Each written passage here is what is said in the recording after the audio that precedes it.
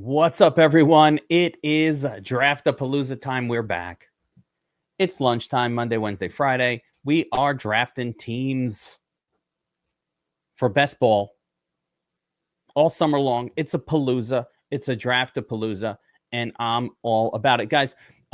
Today, I have a couple of fantasy football headlines before we get into the Draft-a-Palooza festivities. Just some swirling rumors and stuff like that. So I just want to go over a couple things like headlines indicate that DeAndre Swift has been, quote, putting in significant work to position himself as an RB1 for the Bears this year. So I've been on Swift pretty much. The Bears didn't really replace him. They did replace their entire offensive line this offseason. They're going to be a much better team, much better offense, better coaching staff. So this is it. This is Swift's chance, I would say, as an NFL player to... This is the best situation he's probably has been in or going to see. So we'll see how it goes. But we'll continue to draft Swift at a discount in these drafts that we're doing. Anthony Richardson, just shoulder issues floating around. We'll see what happens there. And then I'm hearing things out of Tennessee about Ridley, and Ridley being a top 5 overall wide receiver in this league, coming to the coaching staff. So continue to keep an eye on Ridley as a potential bargain basement WR1 on an ascending offensive team. Of course, Nick Chubb goes to Houston, I believe it was. Chubb to Houston, guys, and effectively an irrelevant landing spot for Nick Chubb. He wasn't that good. Kind of keeps Mixon to me in that mix of like probably still going to be the primary guy in Houston. Probably maybe hurts like a Woody Marks, like a backup situation in Houston, but that's about it. I don't really expect much out of Nick Chubb. I wouldn't be shocked if he didn't even get in, make the team. Like, that wouldn't shock me. Soup says Underdog dropped another Schnauzer. What is the Schnauzer? Soups. Like, Schnauzer. Let's see what that is. 20 entry max. It's like a normal puppy, but a cheaper one. Let's take a look at the rules here. Make sure there's nothing different. 18 rounds. Quarterfinal, semifinal. So this seems to have the same standard rules as all the other Underdog contests go. You want to do Underdog today, guys? Do a little Underdog action? A little UD? I think we did a DraftKings and an Underdog on Friday. Yeah, regular BestBall rule. I don't like the regular. I really do. I've been enjoying. Actually, I have a thought today. I've been wanting to. I've come up with. I'm gonna drop a more formal, like, pre-recorded video on this.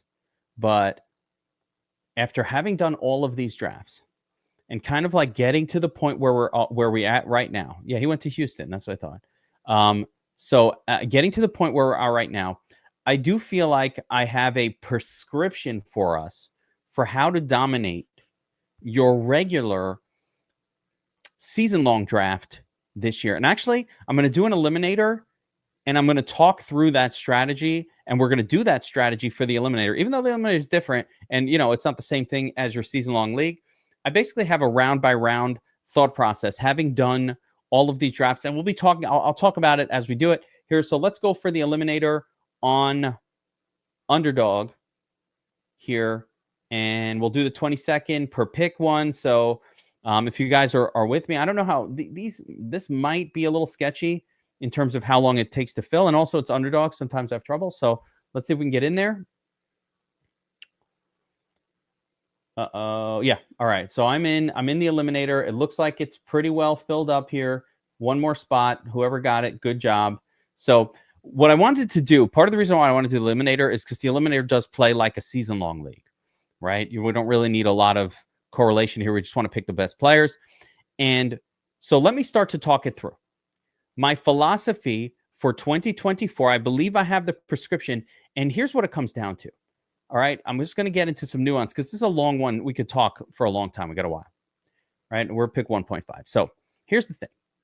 in past seasons, I've always said, let's wait on quarterback, and because there's some gem waiting for us late. I always try to identify a quarterback that I can take late to allow me the luxury of not taking one of these early quarterbacks.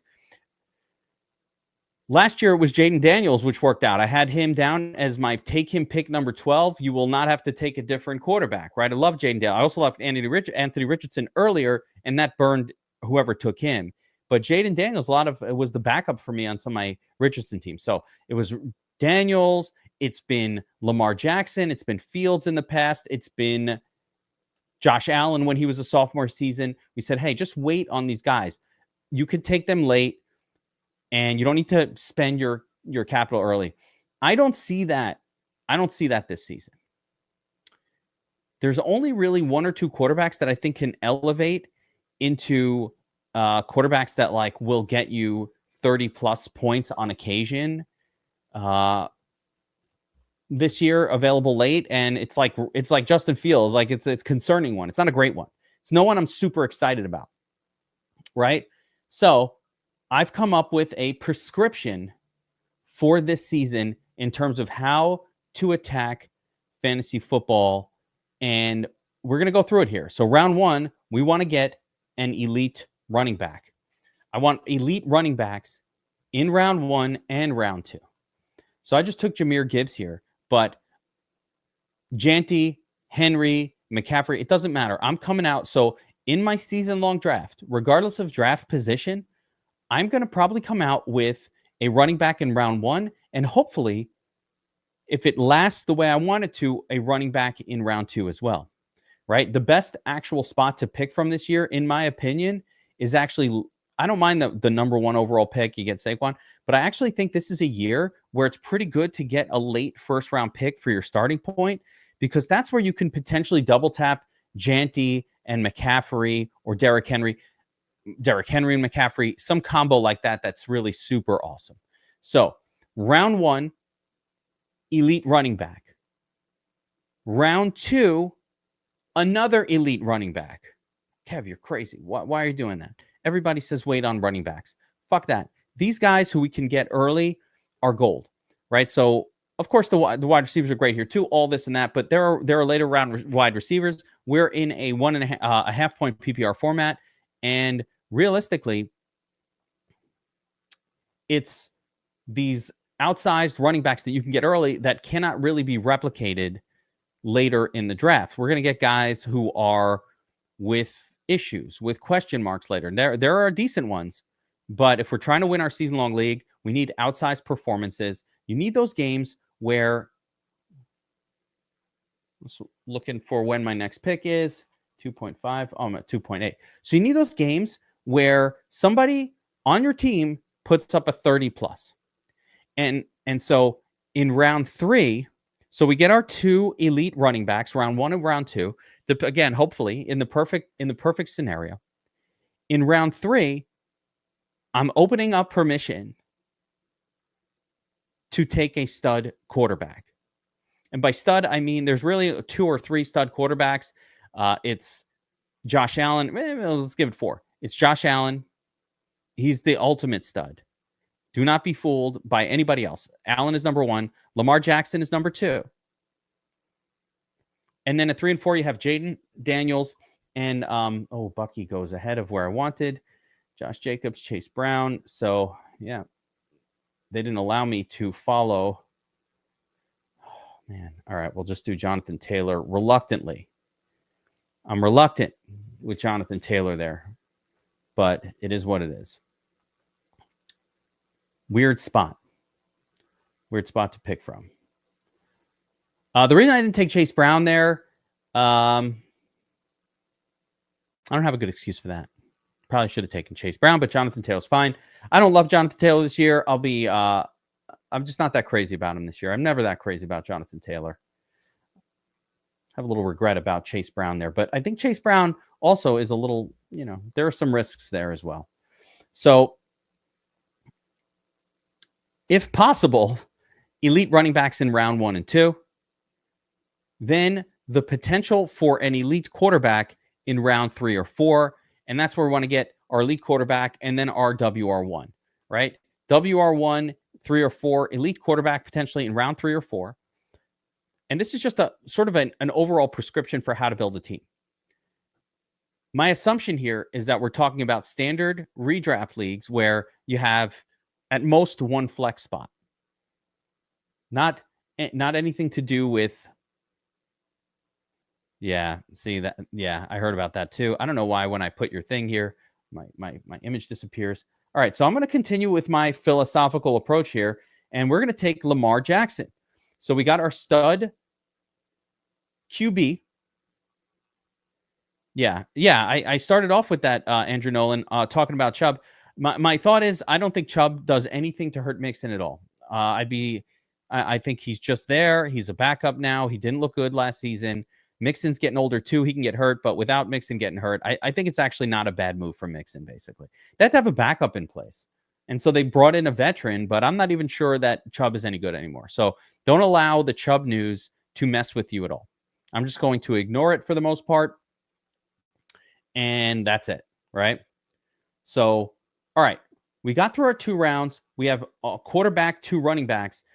We need to get our WR1 in the next round. And there are tons of options. And this is why this approach can work, right? By round 4, there will be plenty of WR1 types that we can continue to take. So some of them will go, but by my pick, again, I'm kind of picking in a weird spot here. Yeah, 4-8. But there should be a quality wide receiver still on the board at 4-8 that I consider a WR1 level player. I don't really get, Cook thinking he's worth all that much more. I just think he's crazy. Rank these guys in full PPR: Hill, Wilson, Adams, Rice, Terry. Hill, Wilson, Adams, Rice, Terry. I mean, that's all like the round 3 group. If I had to rank them, I'm going to go Wilson,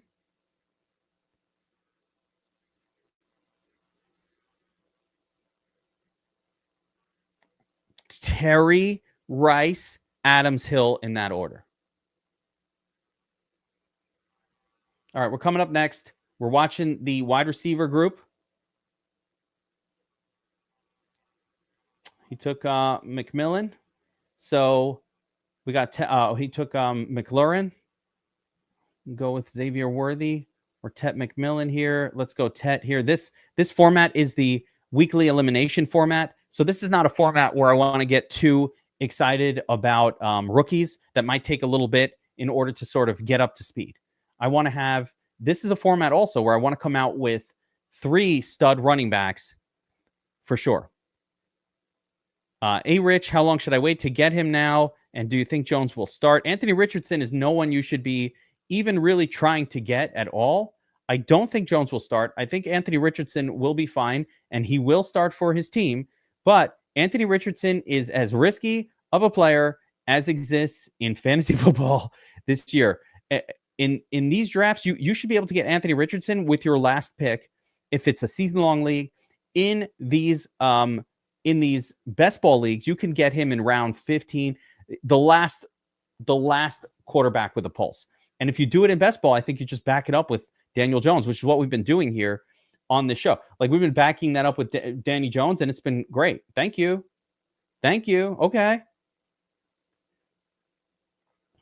But so you can get those guys in the last couple rounds basically for free.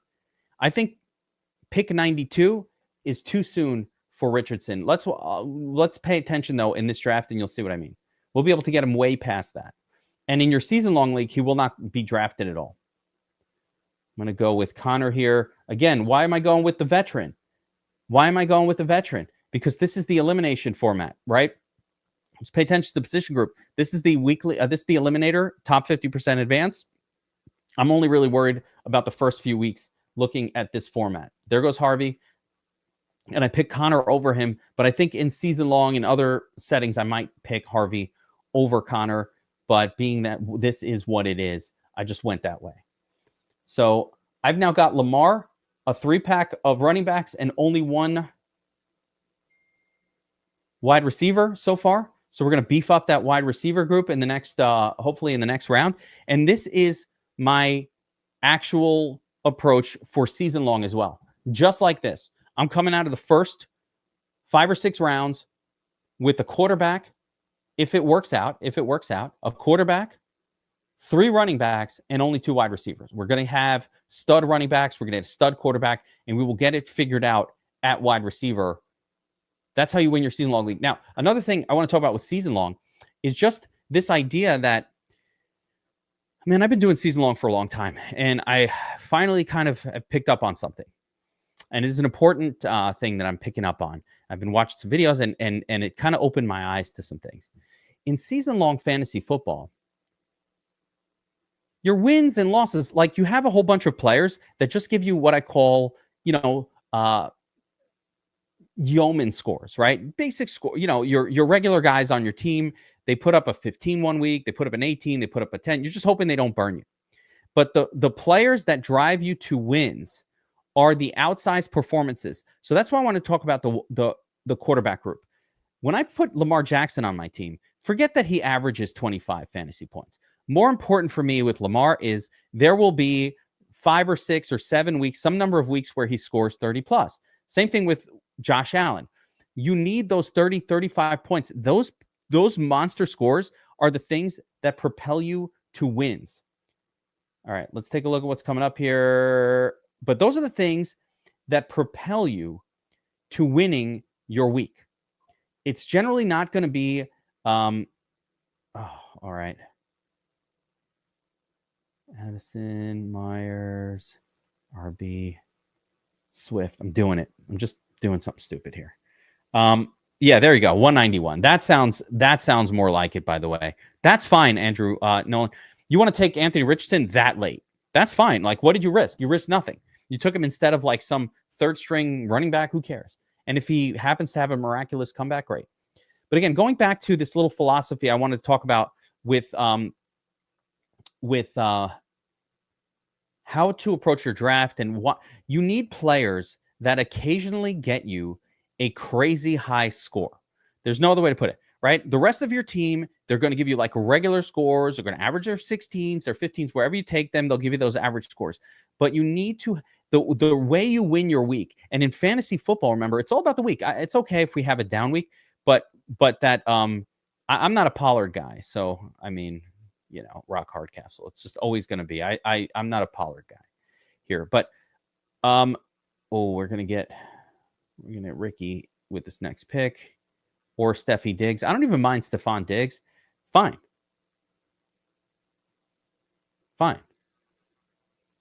But I like Ricky Pearsall better. Ricky Pearsall is my cheat code for this year. I love him. But anyway, so getting back to what I was saying though, this is really important stuff. It's just really understanding, okay, how do you actually win a week in season long, or even in this format? How do you win the week? You're usually not winning it because, Ricky Pearsall gave you a 15, or Swift gave you a 16.5, had a good week, or Chuba Hubbard, put up a 17 and a half, or 16. That's just, that keeps you pace. What wins you the week is that player that pops off, the quarterback that gets you a 35. Like, you ever go into fantasy football and you're up against a guy with an elite quarterback, and it's a regular like Yahoo fantasy football team, right? So it's the normal scoring settings, not super deep leagues, none of that stuff. No 3 flex craziness. I'm talking regular standard fantasy football leagues. It's the outsized performances that propel you to victory. So for that reason, yes, can I wait and take quarterbacks late that are all probably going to get me about a 20-point game, or frequently get me 20s? Yes. But can that replicate? Can those guys get me a 35 5 or 6 times? Because I win those 5 or 6 weeks. Now I'm in the playoffs. That's all you need. Yeah. And by the way, tight end is the other group. Yeah, that's right. Pollock Hillbilly gets it. You need those crazy weeks, because those are the weeks you win. You win those weeks, right? And we're not caring as much about total scores. We are about individual week winners. So having a bunch of players that could put up an average score is very nice. I'm probably going to pick soon. It's very nice. But what's better than that is having players on your team that will propel you to victory with monster scores every once in a while, right? It doesn't have to be every week, but it's every once in a while, and that's fine. That's fine. Every once in a while is cool. All right. So what do we do when we started as heavy with running backs as we did in this draft? I have 4 running backs early. Effectively, what we do is we ignore running back for the rest of this draft. Enjoy, guys. We won't take any more of these guys. We're going to overload at wide receiver and every other position group that we can think of here to make up for the fact that we waited on running back. So I'm just going to be taking whatever wide receivers are floating around. We'll get another tight end in there. We'll get some tight ends going. But that's it. This draft is pretty much going how it's going to go. I got Lamar, stud quarterback. We'll back him up with one other, maybe 2. Depends on like what goes on. 3 wide receivers. We're going to load up on those, and we'll just load up on tight ends for the rest of this draft. And this was designed to be, I kind of looked at today as like, I wanted to talk about this approach that I have. I really feel like rounds 1 and 2 are for stud running backs this year. There are too many of them, especially if you get the late first round pick. That seals the deal. But even the early one, you get Saquon or Bijan, and you can come back around and get Bucky Irving or Chase Brown there. I'm doing it. I think you just got to do it. Stud them up. Round 3, coming right back around. That there's a stud wide receiver available there, or a stud quarterback there. If you take the stud wide receiver in round 3, which is a really, really good wide receiver in round 3, right? Still maybe like a Garrett Wilson there. Okay, then in round 4, T. Higgins, Garrett Wilson, sometimes A.J. Brown there, pretty good. And then in round 4, at that point, then you could take the second quarterback, the Jaden Daniels. Again, Jaden Daniels, Lamar Jackson, even Joe Burrow, they all have something in common, which is no. I mean, I don't like Mason in this format, Rock Hard Castle. Remember, this is the Eliminator.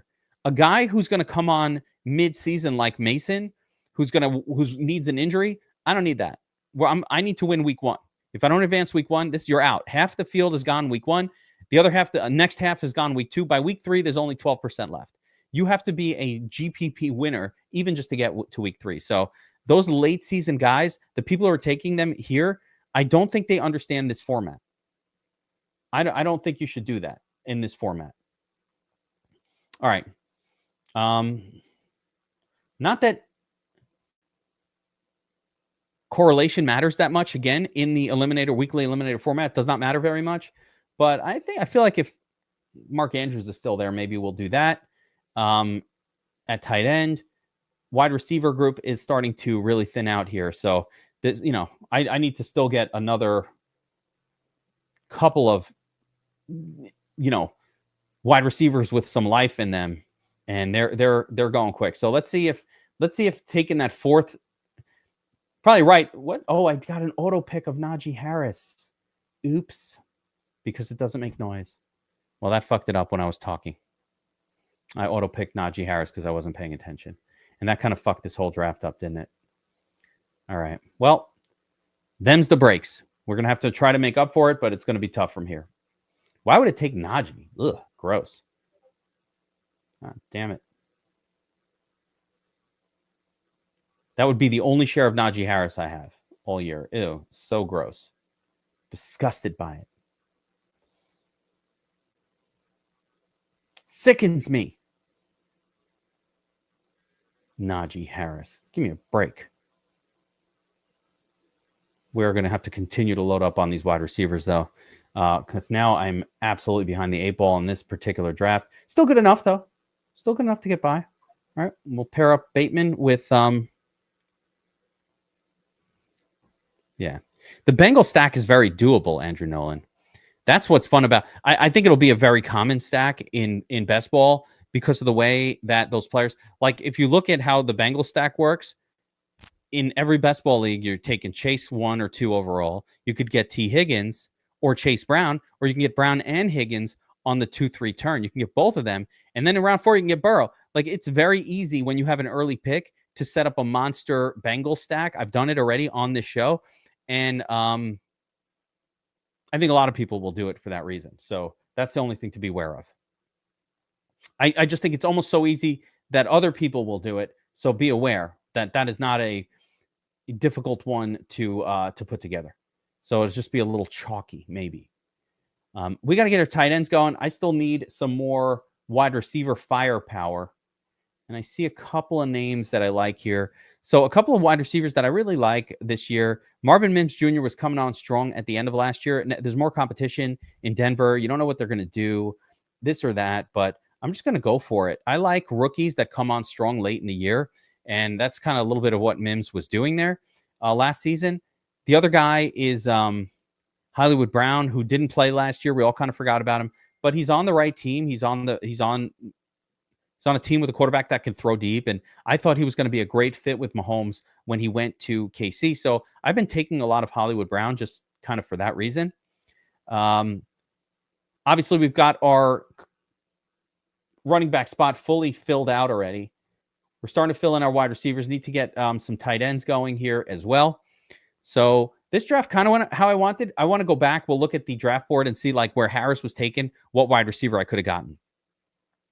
Saquon Bucky stack or Bijan Bucky stack. Listen, I love Saquon. I love Bijan.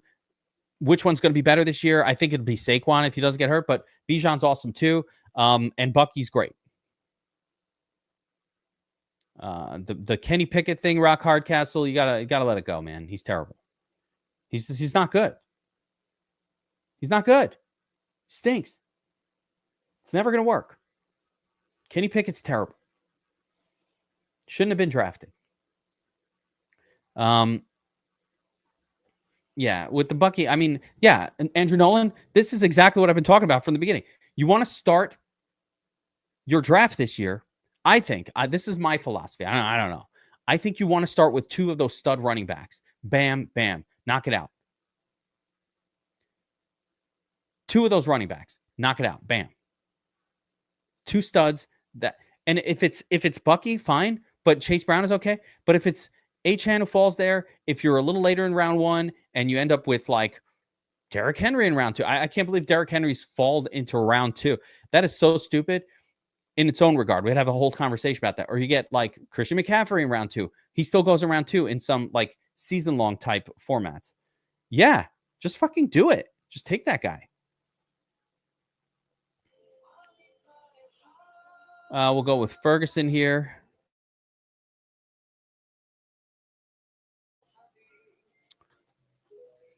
It's crazy. Every time I hit a button, everything disappears.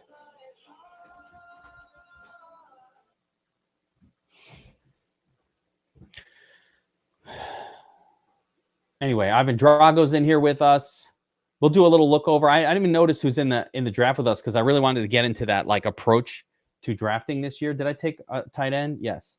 All right. So I got a tight end off the board. We're gonna have to get a bunch of these guys. They're pretty turtly, the ones that are remaining. But I also could still use another wide receiver. There's not too many to wait for. I got 1, 2, 3, 4, 5, but 5 not that good ones. But I think this is this tight end time? No. ADP 168. We're at 147. We have time to wait. Okay. 145. Xavier Leggette's not that good. Romeo Doubs can do some work. Cedric Tillman was really good last year. Let's go Cedric Tillman here. Cedric Tillman had like a stretch last season. I don't know who the quarterback is or what it's going to be in Cleveland, but Cedric Tillman had a stretch last year where he was dominating on that team. So maybe he can get that magic back.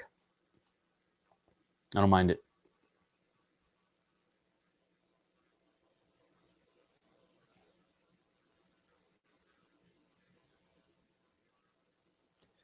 Yeah, I mean, yeah, no, Andrew, no, Bijan and Jacobs is a great pairing, and Bucky and Jacobs are super similar.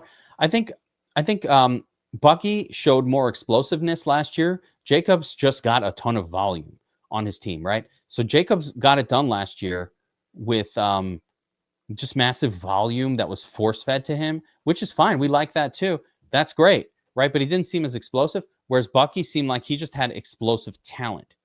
And it looked amazing last year. And he's on that Bucs team that really scores a lot of touchdowns. And that's what we like about the Bucs, right? We like the Bucs because they score a lot of touchdowns. And of course, Bijan is the man. Is this the year that Bijan elevates to RB1 overall? It could be.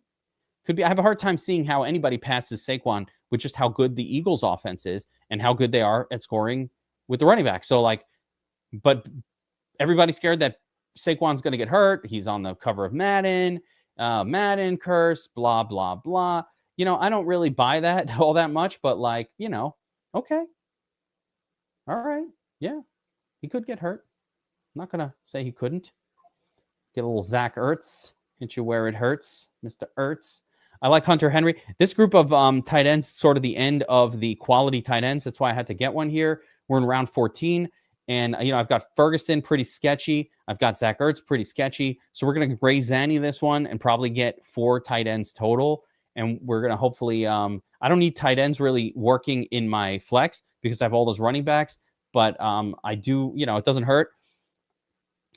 This team remains a little bit soft at the wide receiver position, even though we got 1, 2, 3, 4, 5, 6 of them. They're not that good. So I think the risk in this team I put together today, and it's basically because this Najee Harris pick fucked us. We're 1 wide receiver lower than where we needed to be at this point, unfortunately. So that'll be the risk. Doesn't mean we can't get by these weeks and do fine, but that is the concern, the unfortunate concern. So, that is what it is. We'll see if we can get there regardless. We still need another tight end. How about a little Gesicki action? Fine by me. Don't care. We got our third guy in there. All the rest of these, it's really a drop off.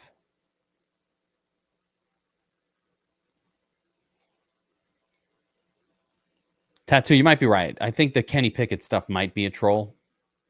Might be trolling. I'm not sure. Oh, we got to get another quarterback. Totally forgot. Uh-oh. There's only a couple of them left.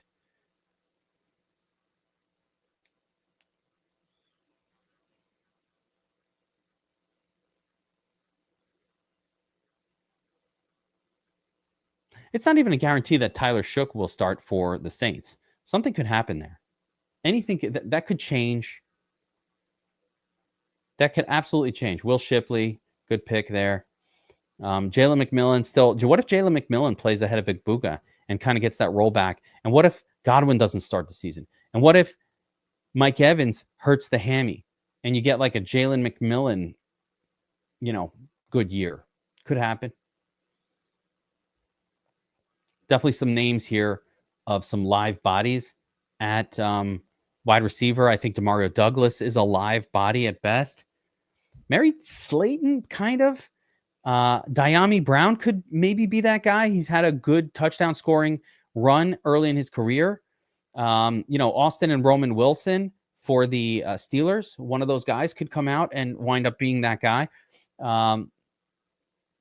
There's not too much beyond that, but there's still a few names. There's the Valdez Scantling and Westbrook Akine pairing.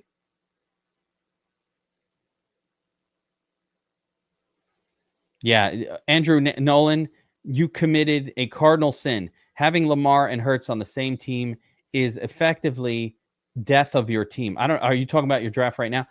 That Jalen is definitely a Zanny guy, right? Yeah, you've mentioned him. So why not? I got to get my second quarterback in though. So if I can get him on the next round, sure. Right?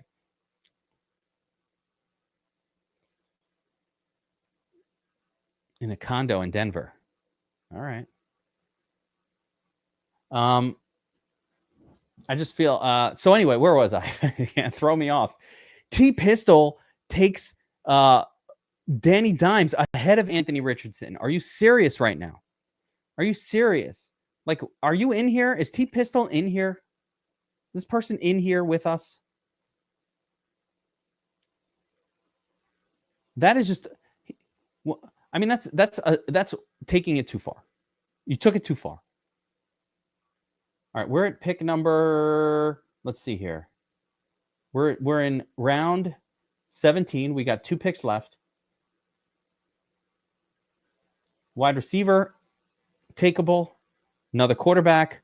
Now somebody left me Aaron Rodgers, Anthony Richardson. Oh, I can get a good quarterback here.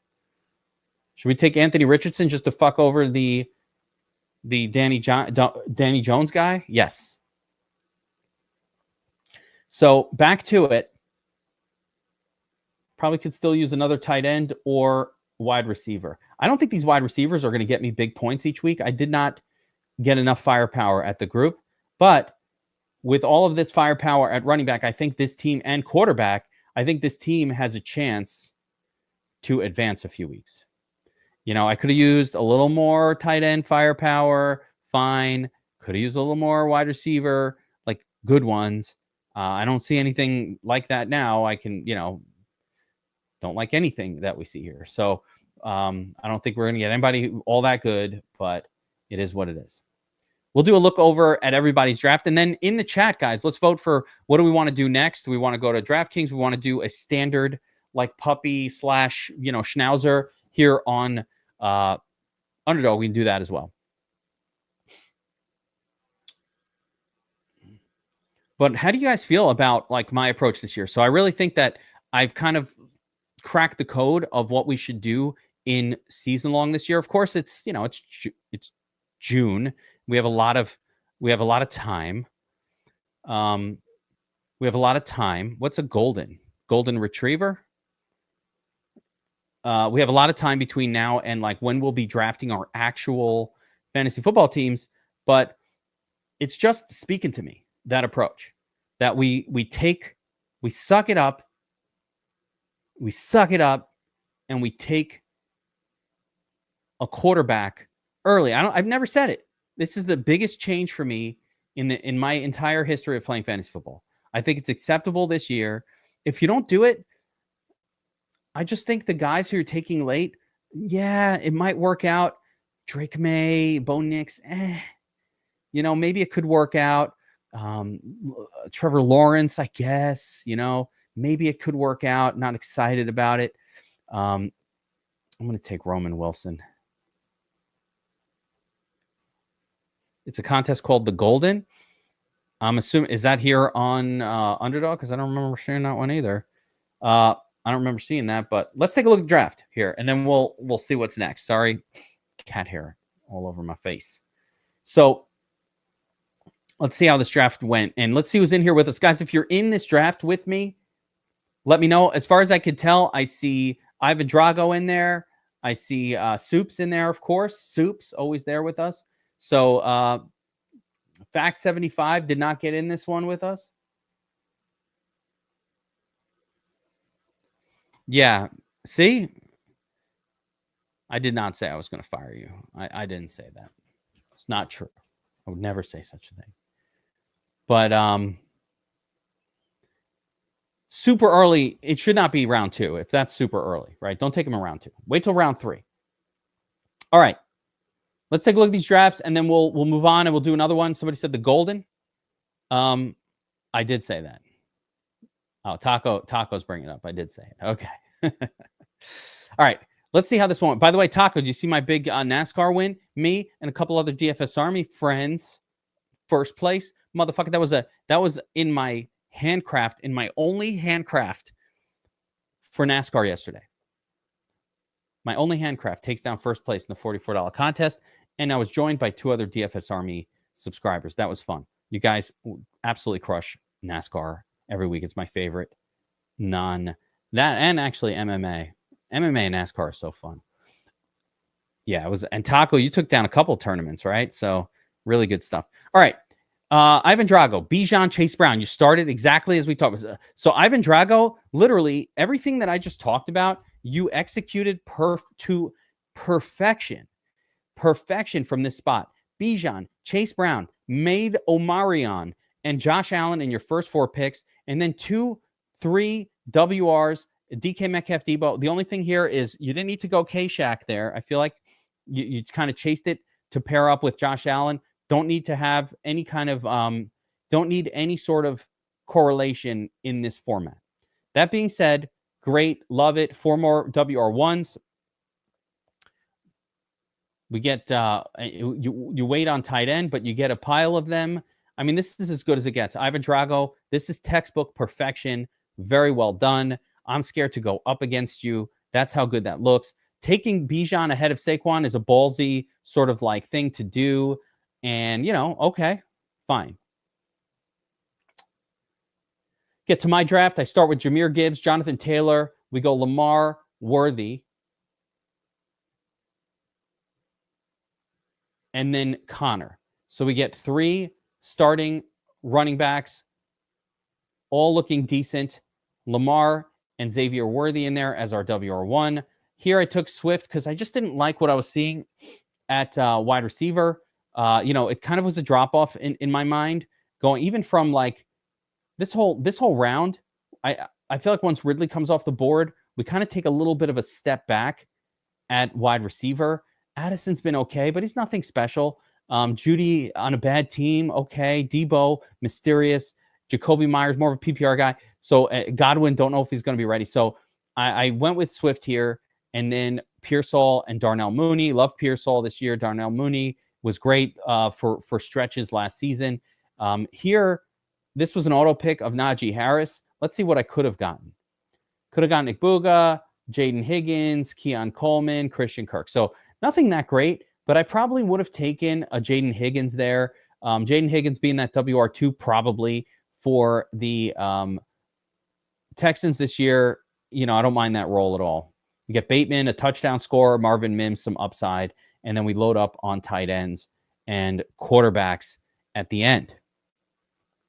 Yeah, this was just like, I'm sure that I would imagine Ivan Drago. That's just like switching it up for your personal thing. I don't really feel that need. I'm just going to keep taking Saquon. Bijan's great too. I'm not going to critique it. Like, he's great. What am I? We're going to critique fucking Saquon. Bijan. He's awesome.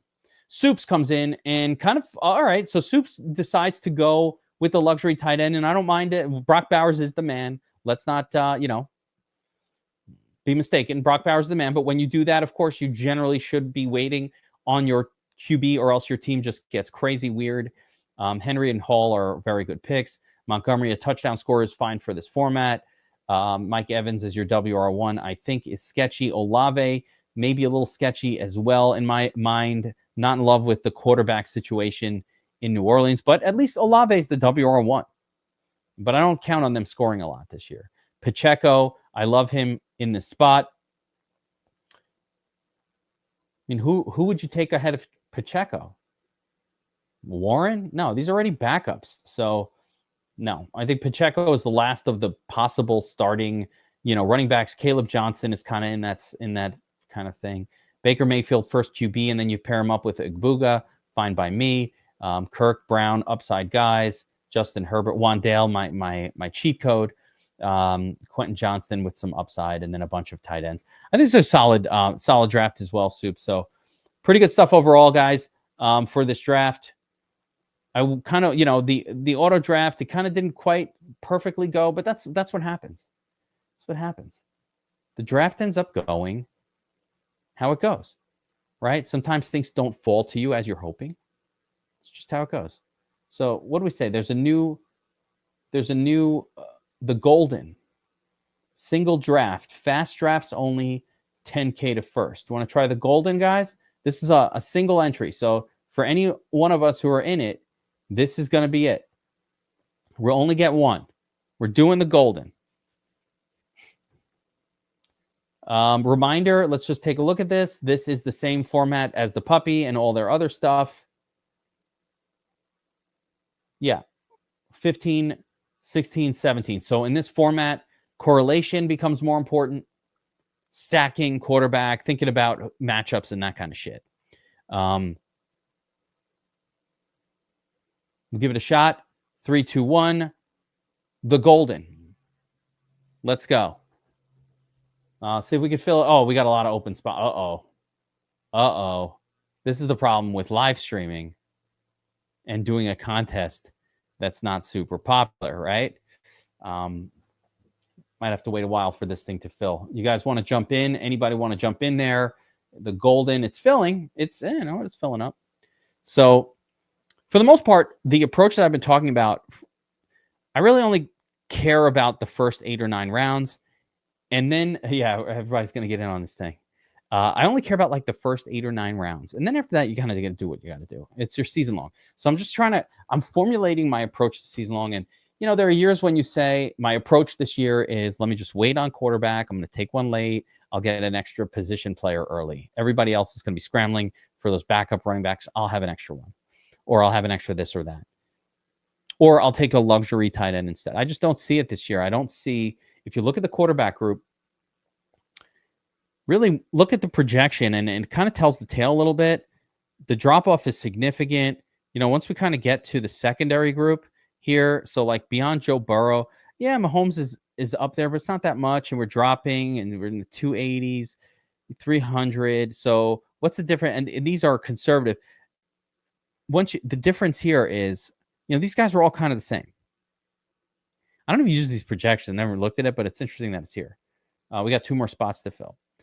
But, with Lamar and Josh Allen, the difference, a 50-point projection difference over the course of, 15 games is about 5 points per game. Not that big of a deal. I can probably make that up with an early running back versus a late running back. But the difference is, these are guys, especially these 4, and Joe Burrow will get there too.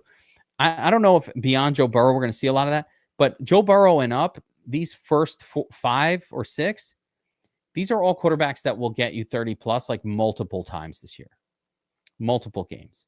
Now they might have your 18-point game where they don't do it for you and they don't make any difference. So what? So that's when you look at these numbers in an overall. Let's see if we could fill this. And will I do DK next? I think no. I think I'm going to do these 2 for today. And we'll see if we have enough time for a third one. I usually lose my steam after 2. But when I look at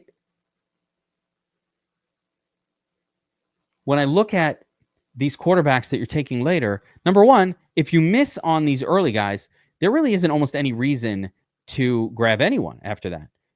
Everybody's about Brock Purdy. Okay, whatever. I'll get my 20 points a game. Goff and Dak. Doesn't really even matter. Here we go. It looks like we're full. So we'll be starting up soon. But like when you look through the quarterback group here, Jesus Christ. When you look through the quarterback group here, there's not that much of a difference. So once you get past the first few, like if you don't take an early one, then I still will definitely wait. And I think Caleb or Brock Purdy, all these guys are great. And I think for this format, the format where the scoring really primarily only counts in the last few weeks, where it's cumulative score before that, and then it only really starts to count in the last few weeks. At that point, no, stacking and correlation is probably more important. But in your season-long league, we don't care about stacking. Remember, what are we doing in season-long? We're trying to win the weeks, right? We need to win if it's let's say it's a 15-week season. We need to win 9 of those weeks in order to advance. It's 8 minimum, probably 9. We need to win 9 of those weeks. If we have a quarterback that will spike for a 35-pointer 6 weeks out of the season, and you probably win those weeks, that just helps you win. So that's all I'm saying. All right, let's get all our positions open here. See what we got coming to us. Again, this is totally different now. Now we are dealing in season long. We got Janty, McCaffrey available to us. I'm going to get a little crazy with this one. I'm going Derrick Henry early. I love Derrick Henry. I think Derrick Henry he belongs here ahead of even Janty and McCaffrey this year. And yet he's not going there, which is crazy. Why? Talk about players that can get you a 30 plus. Derrick Henry did it multiple times last year. Derrick Henry's FanDuel price by the end of last season was like almost 10K. This guy, and yet we're like not loading up on him. Why? Yeah, Janty at 111 is a good pick for you. Ivan Drago, that's a big drop for him. Again, I'm going to continue to sort of try to do the approach that I was doing before, but we'll see. Malik Neighbors, love that. Soups. Drake London, double tap the wide receivers. Maybe that's a little too soon, but I get it.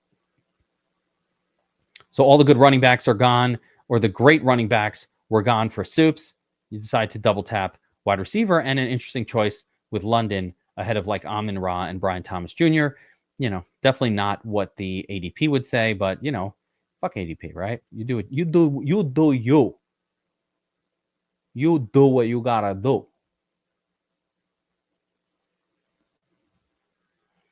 All right. I'm going to kind of let the draft dictate what comes to us here. Amazing that Amon-Ra goes 2.3. That is a great spot for Amon-Ra. 2.4 for Brock Bowers is a great spot for that guy. And now we have decisions to make here. AJ Brown goes.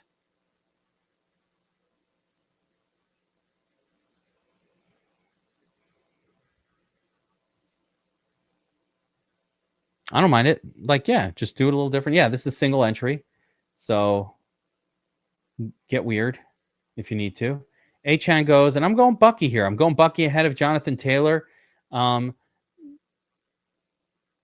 there's Fact 74. What's up, my man? So Bucky ahead of Taylor. Why? Why are we doing Bucky ahead of Taylor? Why am I doing that? Why did I want to do it before? Think about the Colts and think about the Bucks. What are the differences between these two teams, right? The Bucks will struggle to score 2 touchdowns a game this year. So now I've got to get one for Taylor out of what, the 2 that they score on average in a game, and he's only going to get a quarter of those touchdowns. So he's only projecting to, half a touchdown per game. Bucky Irving's on a team that scores 3 to 4 touchdowns per week. The Bucks score more often. So if he's getting the same 25% touchdown share, for him, that means more like a projection of 1 touchdown versus a half a touchdown every single week. So that's it in a nutshell. Red flag, guys, on Kyren Williams.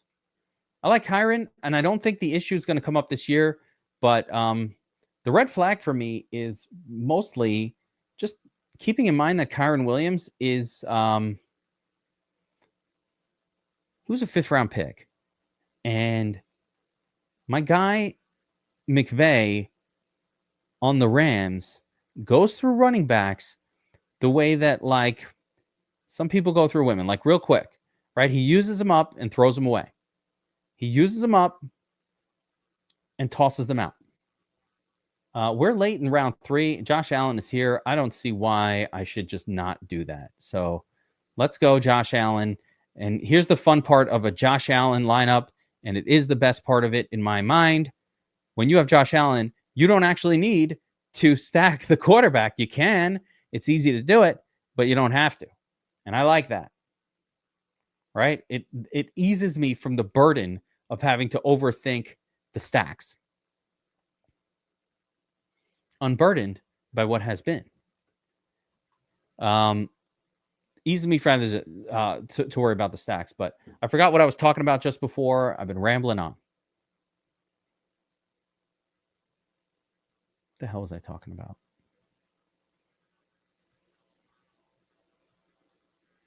Can't remember. Let's see where this draft is going. So far I've got a quarterback. I have my 2 stud running backs. Oh yeah. McVay. Oh yeah, McVay. That's right. Fuck yeah, Dan Nugent. McVay throws out his running back. So like, I'm like, I remember 1 year I was all over Cam Akers, and then on week 2 he's like, fuck you, you're cut. And he just, Kyren Williams showed up, and you're like, hey, wait, what? What the hell? What the who? Man, what the helly? So I don't trust him. I'm not saying anything's going to happen there. I'm just saying that motherfucker is sketchy when it comes to running backs. He just stops liking them out of nowhere. And you're like, huh?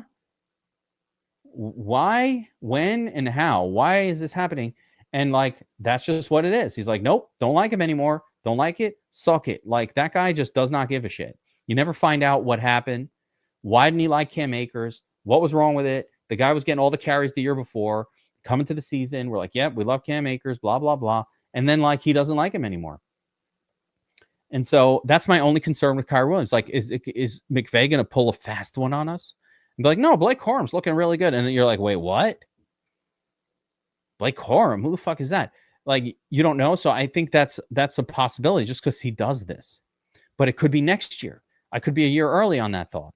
But by next year, man, look out. It's like, a running back for 3 years with McVay is unheard of. Unheard of. JMM's in here with us. Fact 74, Tattoo Freak is in here with us. Everybody's in here. This is like a single entry. We're all drafting against one another. Let's go. I want to come back at the end of the year and just like look at these leagues. Be like, yep, suck it. Gotcha.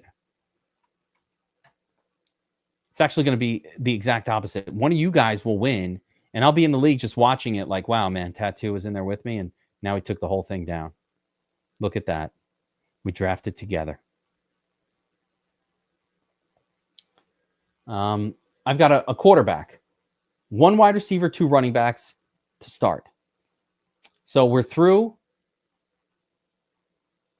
4 rounds, and this is a pretty ideal start. It's exactly what I talked about at the start of this breakdown.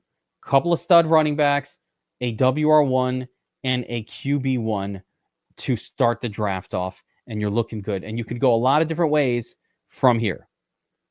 What's the biggest prize I've won on BestBall? You know what? I'm not going to sit here and represent myself. I haven't won any big tournaments in BestBall, but I also haven't attacked BestBall heavily like this ever before. It takes a long time to do these drafts. I've won money and profited significantly, but most of it came from leagues. So for me, it's kind of new to attack BestBall tournaments. I was much more focused on the leagues because I understand how to grab players for a BestBall league. Tournaments kind of add an element of luck, an element of chance, an element of you need a lot of lineups to get there, right? Just like any GPP. So no, I have not had a big finish or even a notable finish in BestBall, but I also haven't really played a lot of it in terms of the tournaments. I forget. That's part of the reason why I'm doing Draft-a-Palooza this year. It really forces me to sit down and hammer out these drafts in real time and think about them. In the past years, I just waited till like August, and then I just start 20 or 30 slow drafts and bam, bam, bam, make it through. But I never made it to the final or anything. That being said, I have won many of the what's called sit and goes on DraftKings, and that's where you're just drafting against 12 other people, and it's kind of like a season-long league, and you just draft it the way you draft season longs. And my approach with them really worked, especially in the first couple of years, which was just make sure you have handcuffs and backups for your players. So, and enough tight ends that you're getting points every single week. And then it becomes not that hard to finish top 3. And and you get a first place finish, you win a little bit of money. So profitable, yes. But BestBall, I do not have a big BestBall tournament win, but we're going to change that up. We got Ray Zanny in here. He took down, 200K last year. A couple other guys in the chat here have taken down some big ones. So that's what I'm doing this year. Putting more focus on it. It's generally harder. It's a more difficult situation just to sit down and do these drafts and like concentrate on them top to bottom. It takes a long time to get a full draft in. So, I'm seeing something that I like. It takes a long time to get a full draft in. And like I said, that's why I kind of said, hey, let me stream them. That way it will force me to sit down and do a couple of drafts every single day. And this way, hopefully by the end of the summer, I'll have done enough of these drafts that I can get a real sense of, hey, did my approach this year look good for BestBall? Like we'll see how the advance rate is an important thing to look at, and the finish rate. So we'll see.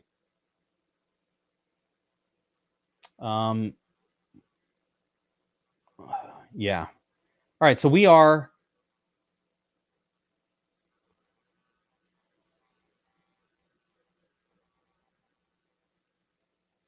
in round 6 here. I've now double tapped Chicago wide receivers. Kind of did it on purpose there. So we'll see if we can keep an eye on Caleb a little later in this draft and see if we can create a little correlation there. My team has 3 starting running backs, a stud quarterback, so we're going to need to fill in heavy at wide receiver over the next few picks. I took Rome there again, primarily just to match up with DJ Moore, figuring, you know what, might as well lock it all down. I like the Pearsall Jennings back-to-back, guys. Jennings goes ahead of him, fine. Marion, JMM, you go for Pearsall. I'm a big Pearsall guy. I've been in the chat, so that's cool. Tattoo grabs Jacoby Myers, the law firm.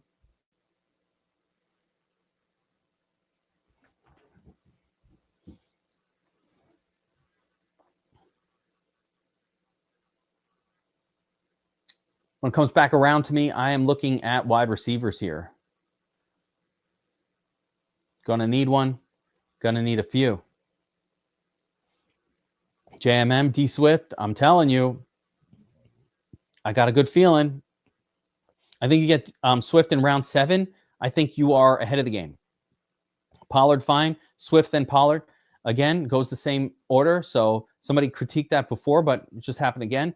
I'm telling you, you're going to be happy, I think, if you draft. It's crazy to say it even, but I think we're going to be happy to get Swift in round 7. I really do. I think we're going to be happy about it. Took Steffi Diggs there. Everybody's letting Stephon Diggs drop because he partied with hose on a boat with pink substance, pink powder, little Himalayan sea salt or something else. Who knows? You know what I mean? Wink, wink. But here's the thing. He's Stephon Diggs. And when you have a sort of veteran guy that's been a WR1 on a big time teams, right? And he comes to this team with no sort of veteran wide receivers and a young quarterback, the quarterback will feel pressure at times to feed the veteran targets. So I'll take a discount on Stephon Diggs here in round 8, round 7. Why not? Like, who did I give up to take him? Jaden Reed? Jaden Reed gets what? 3-4 targets a game. This guy is a disappointment machine. Jaden Reed. Fuck Jaden Reed. A disappointment machine. 3 or 4 targets, no volume. Can we get K-Shack on the next run? Yeah, if he's there, I'll take him. Sure, why not? Right? But Jaden Reed, no. Josh Downs has a good game, followed by like 3 bad games. Pittman, same deal. So, yeah, I'm fine with it. Running backs left available here. We're in the zone of mostly backups or possible backups. You still have Jordan Mason, kind of a backup guy who could elevate. Scattaboo, we don't know what the hell he's going to do. Warren, a backup. I don't really get why I'd want him. Tyrone Tracy, I still think is going to hold down the starting job. Let's see what we got. K-Shack. All right. Now we got a little correlation, people. Allen, K-Shack together again. Let's go. Andrew Nolan asks 3 QB, 3 tight end, 5 running back, 9 wide receiver. That's pretty standard how you have it written there. It's pretty standard. I've gone 4 tight end and 8 wide receiver on occasion, but that's about the only change. Every once in a while, I get that 6th running back in there if you wait on running back. That's about it. And Dan Nugent, I think Diggs might be done also. I'm not sure that I don't disagree with you. I think Diggs might be washed. So there's that risk. Same. I mean, hey, listen, there's a few guys who I think might be washed here, right? Somebody took. Really? Oh, no. Caleb's still hanging around. All right, cool. Caleb's still hanging around. Fine. I'm going to try to get that correlation at some point. Running back group, again, it's really thin here. I have 3 guys, and I'm not really seeing anything that makes me want to mess with anyone else right here. So whatevs. Wide receiver group, again, thinning out just a smidge. Keon Coleman, tattoo freak. Bro, it's called be a gentleman. Okay, let me teach you something. Be a gentleman, and if you see that I have Josh Allen, leave me Coleman for the correlation. It's just being a gentleman. If you were a hipster, you would know about being a gentleman. Hipsters are gentlemen. That's how I know that you're not a hipster. That would have been a gentlemanly move. I don't have a tight end yet.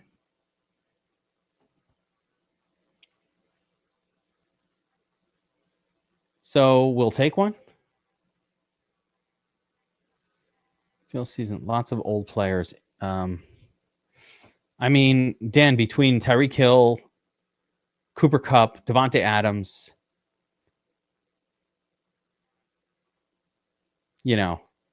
Mike Evans. Mike Evans. There are a pile of old guys. Keenan Allen's not even on a team yet, but there are a pile of these old guys that, like, you know what fucks me up in betting on MMA? I'm just going to go a completely different direction with this. You know what fucks me up, Dan Nugent, on MMA bets? It's when it's an old guy and you just don't know if the motivation's there. Like, I bet on Jose Aldo a couple weeks ago, and he was a stud, and like, he was in a fight that he definitely wins if he gives a shit, but he's 37, and then he retires after the fight. He's like, yeah, I just didn't have it in me, and he takes the loss, and I lose on my bet, and I'm like, man, this guy should have won. But players getting older, it's just so difficult to predict when the bottom will fall out. When? I don't know. It's hard to predict it.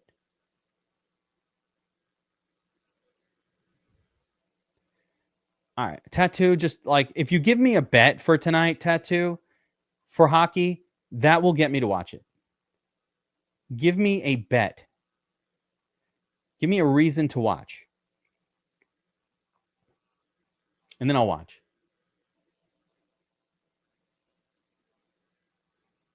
All right, I got my fourth running back. I took Javonte there. He's a starter. Score some touchdowns. I don't mind it. Yeah, give me a parlay. Get me something. Give me a reason to watch. Don't watch. I watch WNBA now just to see Angel Reese being terrible. Like, I don't like WNBA at all, but I started watching the games just because I saw this whole thing going on where everybody was betting against Angel Reese, betting that she'll miss her first basket in every single game. And I started thinking about it, and I'm like, yeah, where can I bet that? She's terrible. The girl stinks. Like, Angel Reese is genuinely terrible at basketball. Here's how bad Angel Reese is. I'm confident that if she just was playing against players at the high school team that I go, like that my kids go to, that those boys would dominate her. Yeah, Dan Nugent knows the MMA. Let's go. Shows up, and that's right. Shows up, in a fancy outfit, acting like a big shot. You want to compare Angel Reese to Caitlin Clark? That's like I don't even know. That's like comparing a McLaren to like a scooter that you bought on a kit from eBay, or like one of those kits from eBay car. Like, it's not even in the same. They're not even in the same category of player.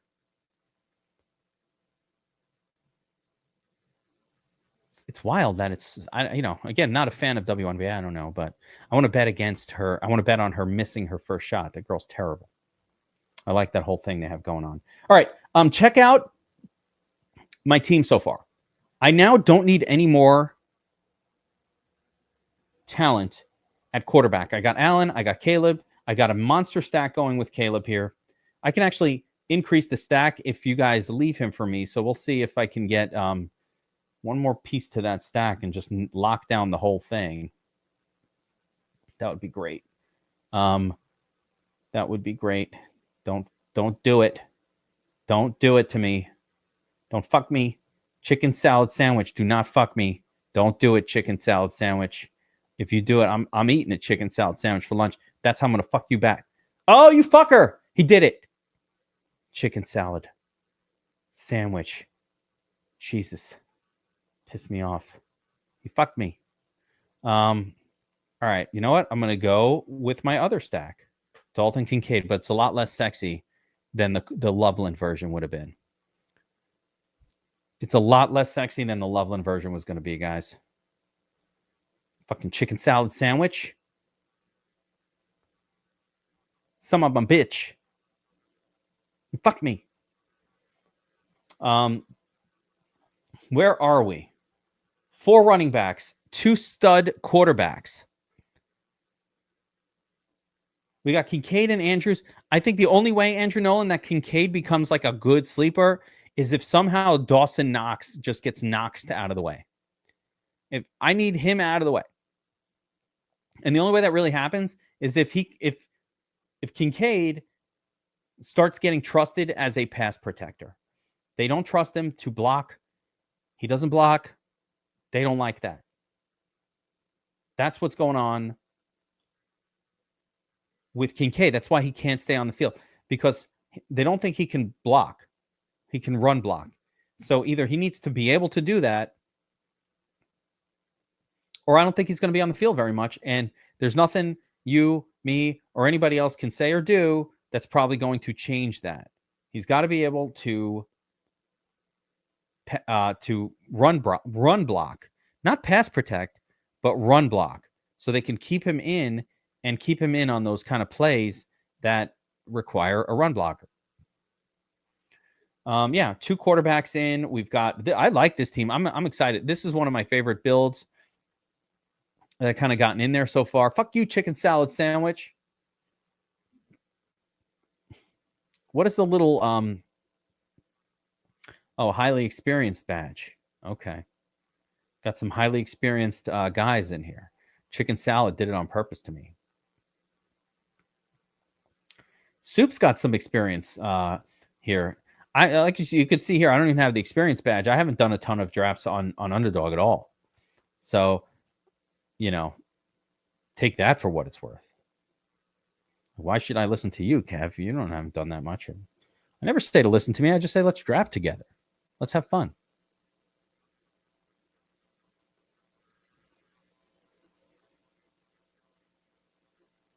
If you would have asked what was my biggest DFS win, then we'd be talking.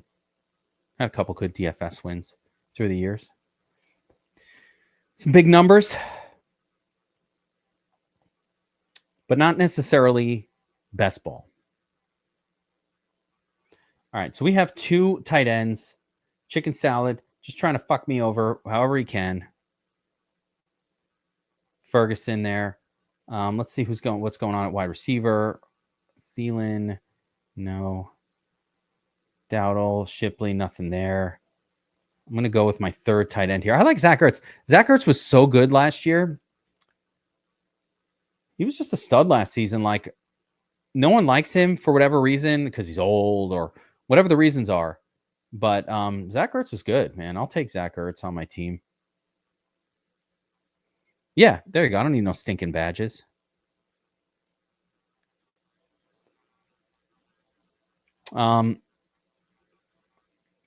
I used to have the I used to have the thing on DraftKings where you can only play in $5 and up contests.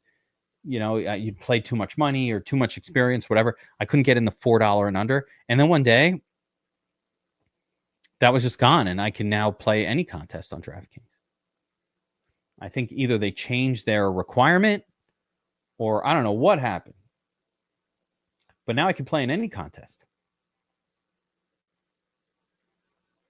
which has actually caused me to switch primarily from playing in the $15 game and the $5 and the 9 and whatever.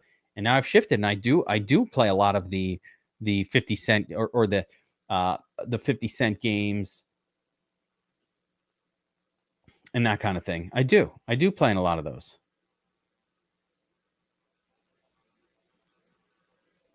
Why not? We'll take Ward.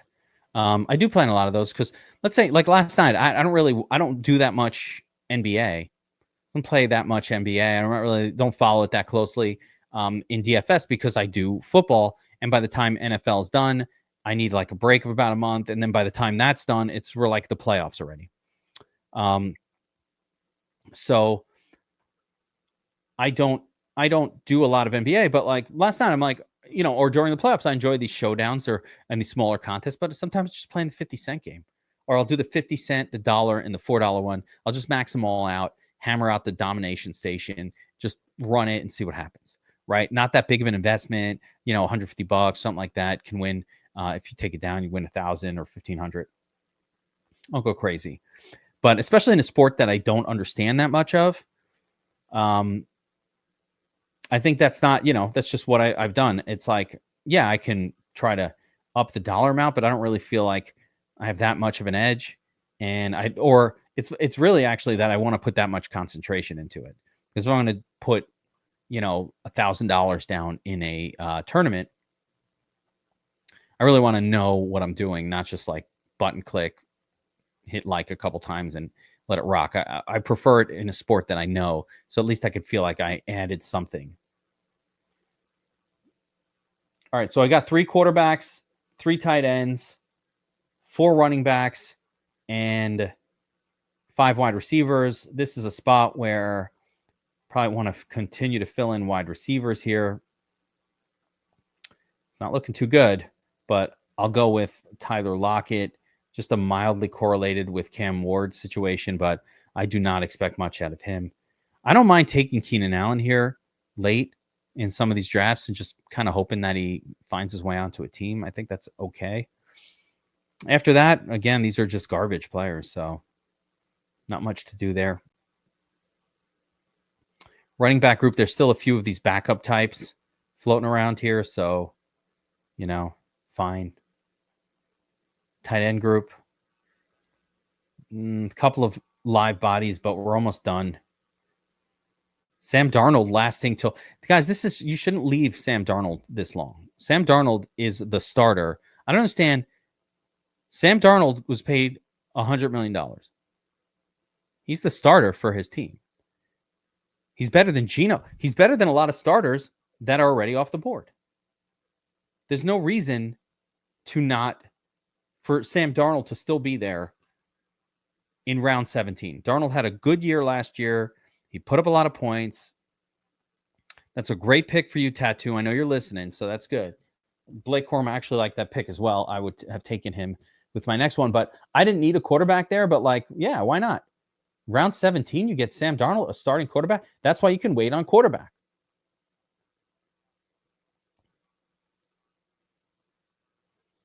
I'm going to go upside with Keenan Allen and just hope he finds a team here.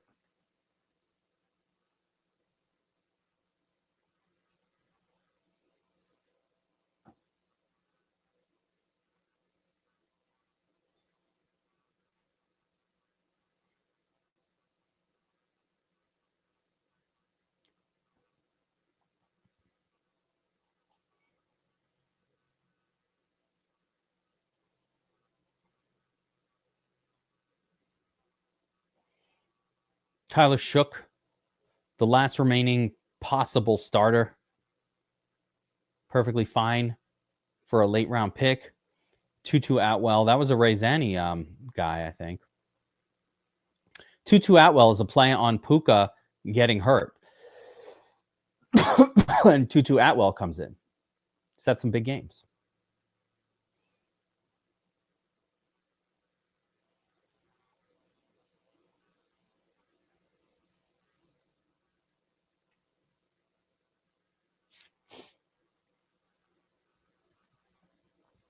My last pick's coming up. I'm just kind of scanning here to see if there are any names left of anybody I consider to be a live body, especially at wide receiver. That's always where you want to kind of...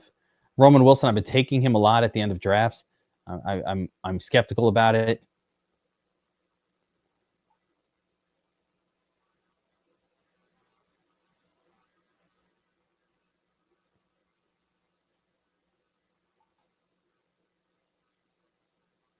Let's go Noah Brown for the last pick.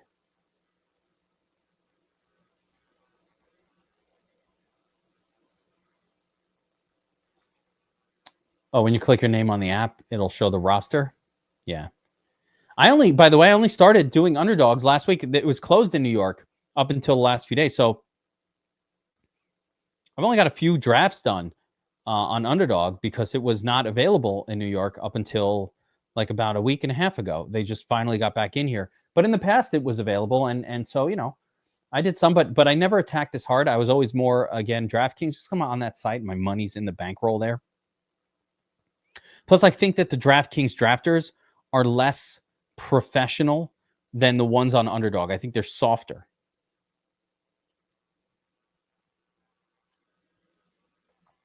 Sometimes it's good and sometimes it's bad. Like on underdog, sometimes the best ball bros that are drafting are all so in on one philosophy. Half the people here are just using an overlay from like ETR or something like that, one of these sites, and so they're all one-minded. Oh, we're waiting on running back this year. We're going to take this early or that early. I think when they zig, you got to zag. Yeah, Dan Nugent, that is absolutely ridiculous. A guy takes Bowers, McBride. We did a draft here on the show where somebody took like 4 or 5 quarterbacks in the first 10 picks, something absolutely stupid. All right, let's do our critique, guys. Let's see how some of these drafts look. Tattoo, you were on the poll. The poll is usually good looking. It's a good spot to draft from, and this looks good to me. Start with the triple stack of Chase Brown, Saquon, and Kyren Williams. You basically, those are the last guys that were worth those spots. Did it get canceled, Ivan? How do you know? But those are the, bam. 1, 2, 3 studs. Ridley, Devontae Smith, Jacoby Myers, and Ayuk in the next 4. Keon Coleman there as well. Get your QBs with Drake May and Bo Nix. There's no correlation here whatsoever so far. So there's that. Yeah.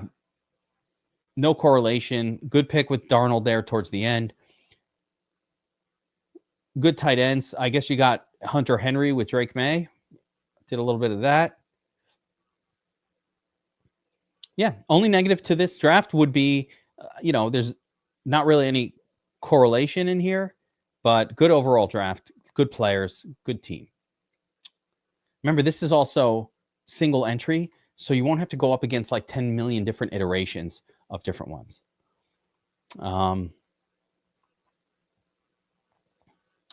Let's see here. JMM, Marion John. You get Bijan Robinson, and then you jump ADP here for Garrett Wilson. Interesting choice. All right. Maybe we're hoping for Bucky didn't get there. So you go Garrett Wilson, T. Higgins, then luxury tight end, then Chuba Hubbard.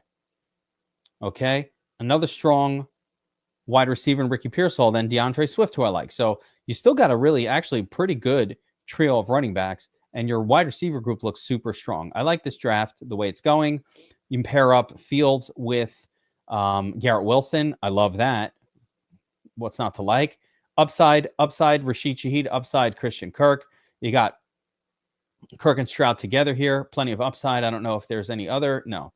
So Stroud, that looks pretty good. Wandale, fine. Dowdle, meh. Right? Tight end. Schultz, again with Stroud. So you got some correlation with that guy. Good overall draft. Fact 75. 74.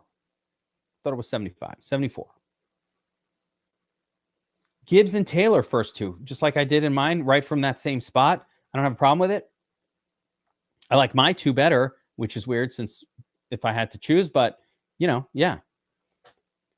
JSN round 3, stud. Get another stud running back round 4, Cortland Sutton, and first quarterback off the board is Joe Burrow. Joe Burrow is an elite quarterback to get at pick 68, so that is a drop. That's a win. Caleb Johnson, another touchdown scorer. Right there. Maybe didn't need Scatterboo with all those studs in this spot. Maybe could have taken, I don't know, another wide receiver. Rashid Shaheed, Christian Kirk. Actually, didn't really miss out on much. Kyle Williams looks pretty good. 3-pack of wide receivers late. Kind of get that position group filled out. Pretty good draft here. Am I seeing correlation? Not really. Nothing really correlated with Joe Burrow. Herbert, I can't really tell. It's coming at me too fast. But the only thing I would say is, auto draft guy. Yeah, join the club. That happens to me all the time. The only negative I have to your draft is just no correlation there. Not that it's that big of a deal. Again, in this format, it might not matter as much, but I guess we'll see. I don't think it's an end-all, be-all that you have to have crazy correlation. Build good teams and the correlation kind of comes to us. My draft starts with Henry and Bucky. I love the pairing. in half-point PPR. Then we go Josh Allen, 3 basically guys who are going to score a lot of touchdowns with their legs, including Josh Allen, who functions almost like a running back. Get my starting WR1, DJ Moore, and then I pair him up with Odunze, which is the risk guy. Squeeze in Harvey there so we can get a third starting running back, and we got Odunze. Diggs, again, big upside, but significant risk. K-Shack paired up with Josh Allen in a stack. Couldn't get Coleman, almost got Coleman, didn't get it. Got a fourth starting running back in Javonte Williams. Don't need any more running backs after that. Caleb Williams, I set up my stack with Caleb, Rome, and DJ Moore. Might as well. From there, we get Kincaid to go along with the K-Shack, Josh Allen stack. Great. Hollywood Brown, upside guy. And from here, we just take a bunch of upside players. I like my draft in this one. I am not complaining at all.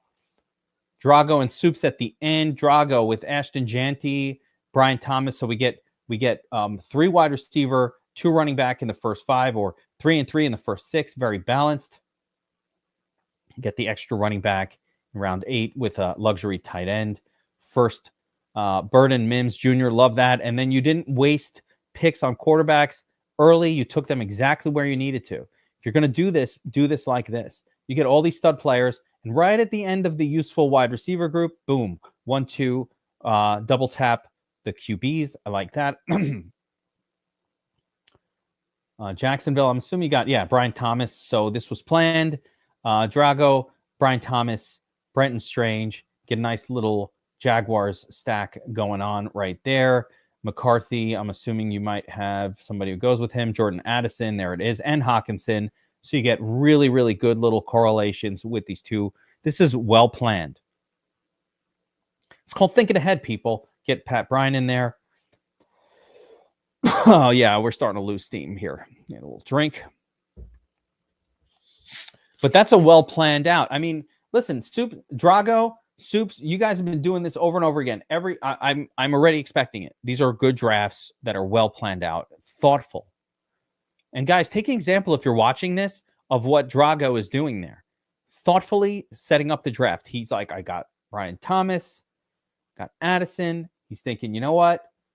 I'm get Hawkinson, might as well pair them up. And then thinking, I'll be able to get their quarterbacks here.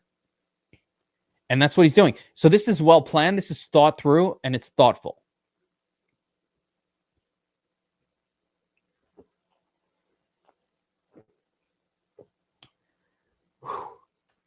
Okay, let's see what Soups did. Also, generally a thoughtful drafter.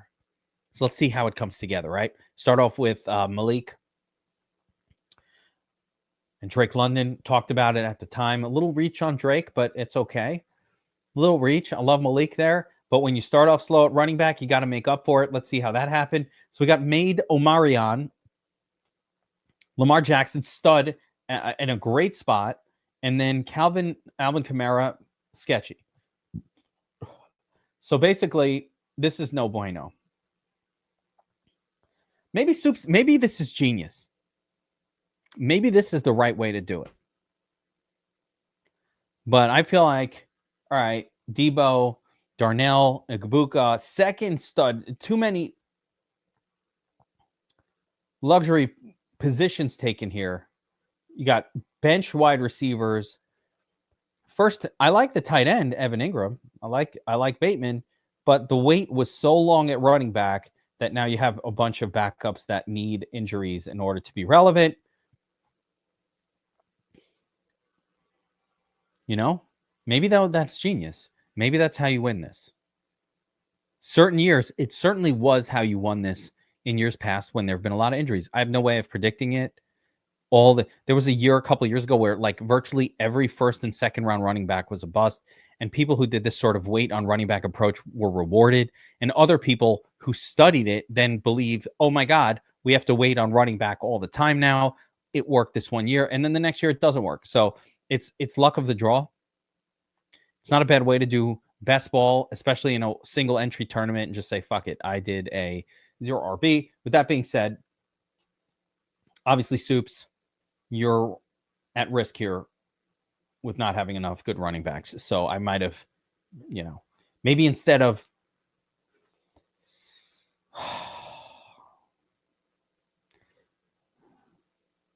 yeah, see right here, instead of Debo, I think you should have taken another running back and just gotten the 3.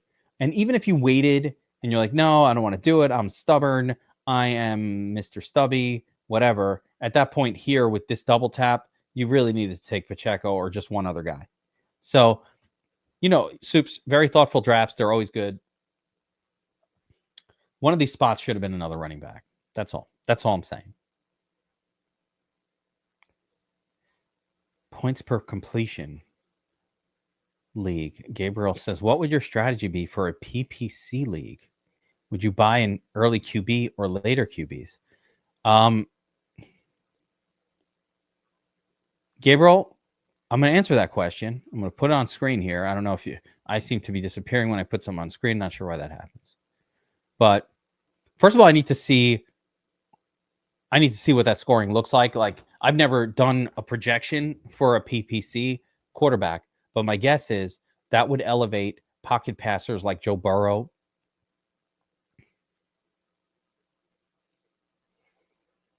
Trevor Lawrence, Caleb. Like, I think in that league, I'd actually straight wait on quarterbacks unless like the Burrows and those guys just start elevating. Like Mahomes could be fine in that kind of league type. So, I feel like I'd wait later in that league, but still want a good one. But I don't feel I need the running quarterback in that league. Lamar Jackson doesn't throw enough. Like, Lamar Jackson would drop for me. Maybe, yeah, like to me, Joe Burrow is the best quarterback in that league style, like ahead of even Josh Allen.